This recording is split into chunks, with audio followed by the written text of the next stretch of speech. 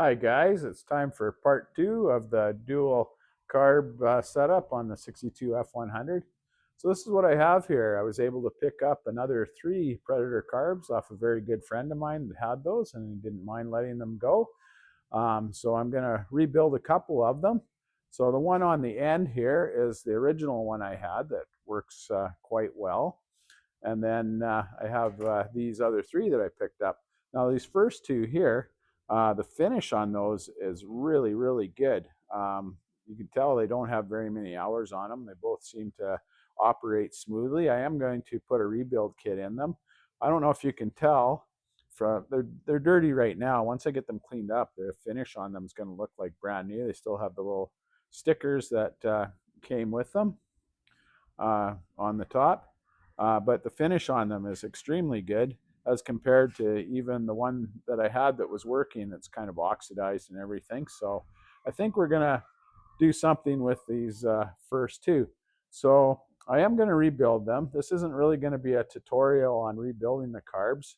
I will, once I have them apart or have one apart, I'll show you a little bit about them and how they work. If somebody's interested in a more detailed tutorial on rebuilding them, Muscle Car Solutions on YouTube has a really good video on completely rebuilding them, and it's probably filmed way better than what I would be able to film it. So if you are interested in a more detailed rebuild video, you can go to his channel and take a look at that. But I am going to, once I get one taken apart, I will show you a little bit about them and how they work. So what I'm going to do is rebuild one. And before I put the dual quad intake on, I will put it on the truck and just make sure it's working good.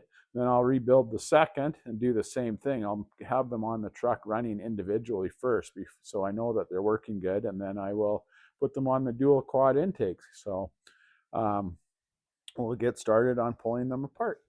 So I've got the first one disassembled and cleaned up. As you can see, they're not that complicated. You got the 3 main pieces of the carburetor body. You got like the main body, the side panel, and the base. So there's really not much to it. And then there's various assorted, you got your float, your metering block assembly, accelerator pump. So yeah, they're very, very basic carburetor. So they don't have jets. What they have is they have a spray bar, which would be like your jets, that fits into the main body. So like most carburetors, or all carburetors, they all run on the same principle. When you get vacuum or draw from the engine running through them, creates vacuum and sucks fuel from the float bowl up through the jets, or in this case, the spray bar. So the way this works, to make them variable CFM, is in the top, you have these air valves, which are these plates right here. And they have a rubber, or in originally they were rubber. Now they have a leather flap that fits on there. So as the engine draws air, vacuum opens up these air valves, right? So then the air valve is attached to this metering cam. And as you can see, as the air valve opens, the metering cam opens or moves, and there's a valve on the metering block.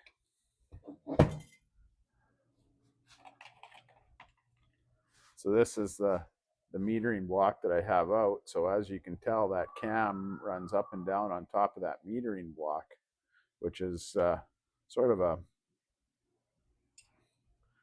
valve that regulates the fuel flow up through the bottom of the metering block, out through that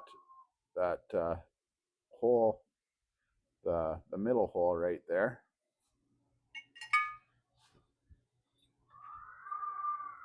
in through the side of the main body, which goes in turn into the spray bar.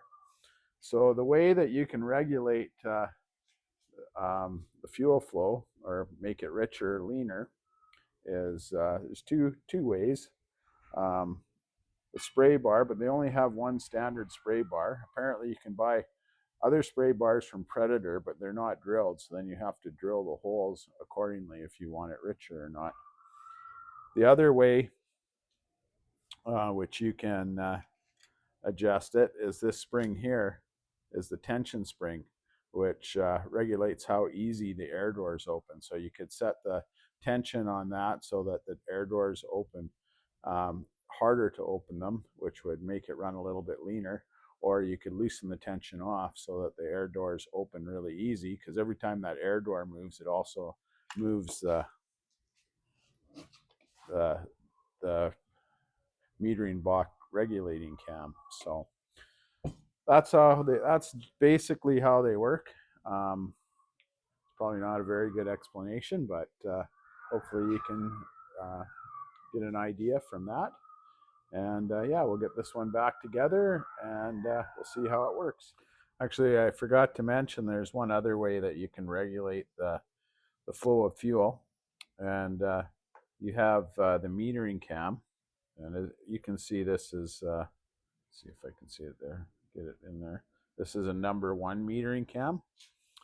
And you can have this metering cam guide here. So they have the number 1 metering cam, which is basically recommended. You don't need any more than the number 1 metering cam unless you got very high cubic inches or you've got a blown or turbocharged motor, according to the guide that comes with the instruction manual. But you got number 1 cam up to number 7 cam. Each cam goes about well, as you can see, number 2 is 10% richer, 15, 20, 25, 30. So they go up by about 5% richer by changing the metering cam also.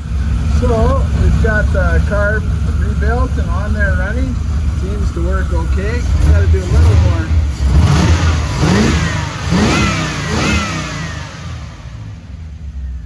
more fine tuning on it yet. I left the air horn off and the side cover off so that I could adjust the air valve flaps a little bit.